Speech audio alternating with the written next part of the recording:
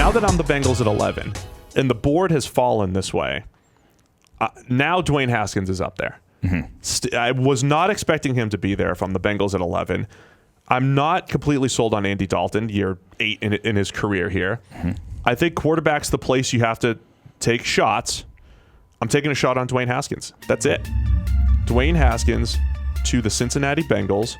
I think there's a chance this is actually how things fall in real life here. Because if the Cardinals don't take Haskins, then it's on the Giants maybe, right? And if they truly aren't sold on Dwayne Haskins, we're looking at the Broncos and Bengals potentially taking him. And then the Dolphins at 13. So I'm taking Haskins, bringing him in and seeing if he's my next guy at quarterback for the Bengals, and maybe flipping Andy Dalton soon. Yeah, I mean, I already gave my Haskins take, but I do think the Bengals are in a market for a quarterback. I think if you are the Bengals, you're not comfortable enough with Andy Dalton to just say, he's our guy. No, we're not going to address quarterback in the first round. Everything should be on your board. So if you are high on Haskins, high enough to take him top 10, if you're the Bengals, you should be able to take him. If he falls to you, probably unrealistic him falling there in real life, but if he falls to you, they should be willing to pull the trigger. All right, so Dwayne Haskins to the Bengals. That's my pick. All right, number 12, probably another one here where we may deviate from the overall consensus. I know where you're going here. It's a guy that I've loved the fit for a long time now. I think he could be there when they actually get their other first-round pick, the Green Bay Packers, at number 30. But Jerry Tillery, the Notre Dame defensive tackle, I think he is that good. I've explained why he's that good. There's an article up on the website right now for me calling him a top 10 player in this draft class. He had the highest pass rushing grade, tied with Quinnen Williams in the nation among interior players last year. And that's tied for the highest passing grade we've ever seen from an interior player in a single season in the time since we've started grading games in 2014. He's that good. He went to the combine, was freakishly athletic there. 6'6", long arms. Not a lot of question marks for his game in my book after that. Wow. There he is, number Jerry 12. Tillery. And fits a need. So they still need that guy opposite Mike Daniels along that defensive line to play in that base 3-4 defense that Mike Pettin loves to run. How similar is Tillery to your guy, Chris Jones? You were the one pounding the table for Chris Jones a couple years ago. You weren't the only one. PFF grades backed it up. Your own evaluation backed it up. You wanted to call him a top 5 player in the draft. That's what he's become. I think he's very similar. Close? Chris Jones came out a little heavier, but Chris Jones, if you watched him this past year, he slimmed down this past year. I think he looked like he was playing under 300 pounds this past year. And, oh, by the way, he also coincided with his best pass rushing grade of his career, 16 sacks or whatever he did have.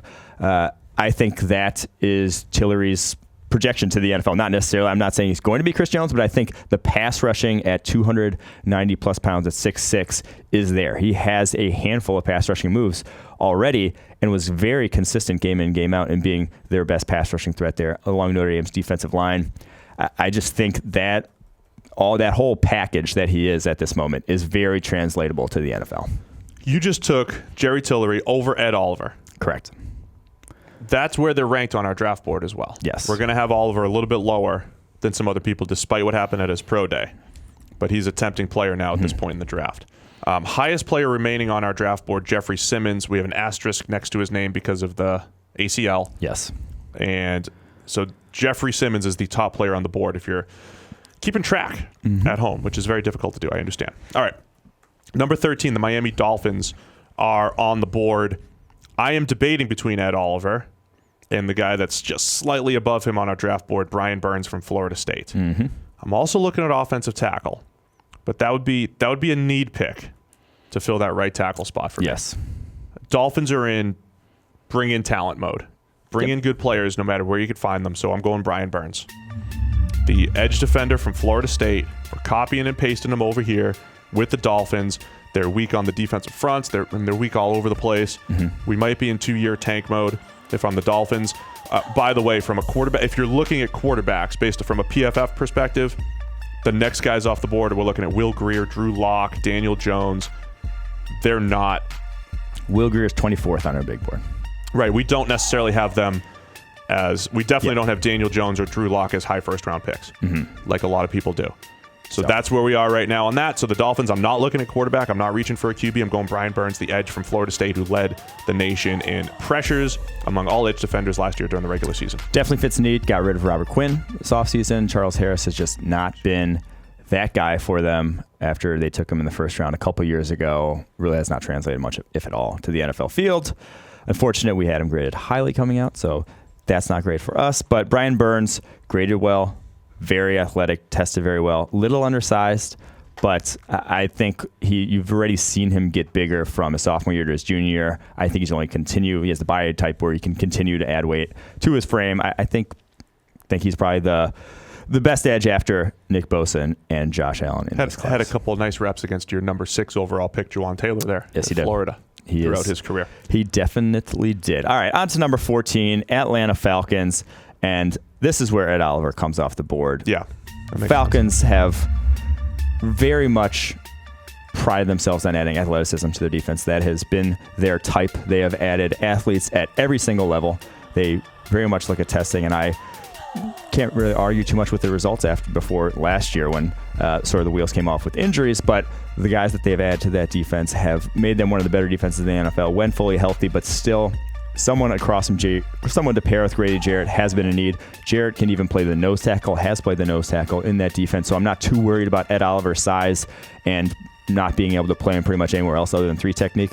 I think he can fit into that defense still and just add some pass rushing prowess, some run defensive prowess. I think he's a little bit of rejection, might not be there year one, but I think down the line, you're still getting a good player. Atlanta's an interesting team. They remind me of the Steelers a little bit, where it feels like they're always in need of just pass rushing talent. For the Steelers, it's more like replacing edge defenders every year. Yeah. It's not that the Falcons haven't completely missed on guys, but Vic Beasley, Tack McKinley, they just haven't really hit. Yeah. Grady Jarrett has been a hit, but the whole defensive line has just been this place where it feels like you get a year of Dontari Poe here, and so they just always need to bring talent in, and I think Ed Oliver is a great fit there, as you said, to pair with Grady Jarrett.